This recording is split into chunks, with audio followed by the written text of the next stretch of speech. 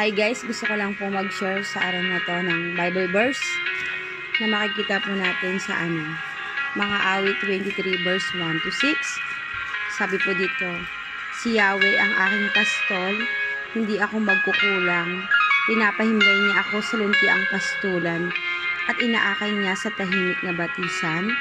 Pinapanumbalik ang aking kalakasan at pinapatnubayan niya sa tamang daan, upang aking parangalan ang kanyang pangalan. Dumaan man ako sa madilim na libis ng kamatayan, wala akong katatakutan, pagkat ika'y aking kaagapay, ang tungkod mo't pamalo, aking gabay at sanggalang. Ipinaghahanda mo ako ng salo-salo, na nakikita pa nitong mga kalaban ko. Sa aking ulo, langis ang ibinubuhos, sa aking saro, pagpapalay lubos-lubos. Kabutihan at pag-ibig mo sa akin, hindi magkukulang.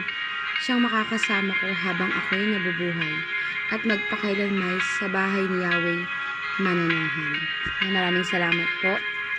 Yan po sa ang ating pong Panginoong Diyos, ang ating pastor. Hindi daw po siya magkukulang. Amen. Thank you guys.